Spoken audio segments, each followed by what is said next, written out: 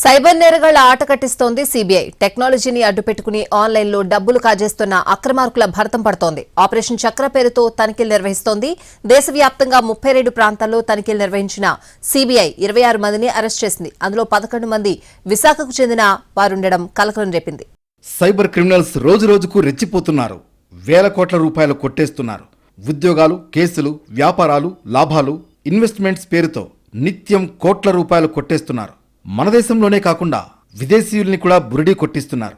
దీంతో cyber criminals పై CBI focus పెట్టింది. దేశవ్యాప్తంగా సైబర్ నేరగాళ్ల ఆట కట్టించేందుకే ఆపరేషన్ చక్ర నిర్వహిస్తోంది. థర్డ్ ఫేజ్లో దేశంలోని 32 ప్రాంతాల్లో సీబీఐ రైడ్ చేసింది. సైబర్ క్రైమ్ నెట్వర్క్ నడుపుతున్న 26 మందిని అరెస్టు చేసింది సీబీఐ. విదేశీయులే టార్గెట్గా లోన్లు, క్రెడిట్ కార్డులు ఇస్తామంటూ ఫేక్ కాల్ సెంటర్ల సైబర్ నేరగాళ్లు వల విసిరారు. ఆ గాలానికి చిక్కి కొందరు విదేశీయులు నష్టపోయారు.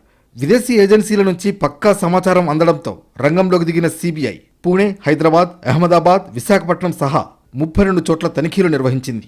ఇన్ఫామెట్రిక్స్ పేరుతో 4 సిటీల్లో నడుస్తున్న కాల్ సెంటర్లలో 170 మంది క్రిమినల్ యాక్టివిటీస్లో పాల్గొంటున్నట్లు సీబీఐ గుర్తించింది.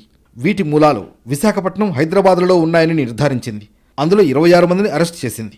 ఆ 26 మందిలో విశాఖకు చెందిన వారే 11 మంది ఉంటే హైదరాబాద్కు చెందిన వారు 5 సైబర్ కేటుగాళ్ల నుంచి ల్యాప్టాప్స్, మొబైల్ ఫోన్స్ సహా 951 ఐటమ్స్ను సీజ్ చేశారు. దాంతోపాటు 58,45,000 రూపాయల నగదు, లాకర్ తాళాలు, 3 వాహనాలను స్వాధీనం చేసుకున్నారు. ఏపీ, తెలంగాణను అడ్డాగా చేసుకుని సైబర్ కేటుగాళ్లు అంతర్జాతీయ స్థాయిలో అక్రమాలకు పాల్పడడం సంచలనంగా మారింది. సైబర్ నేరగాళ్ల వలలో పడి అమాయకులు బలవుతున్నారు. కేటుగాళ్ల బారిన పడకుండా అప్రమత్తంగా ఉండాలని అధికారులు సూచిస్తున్నారు.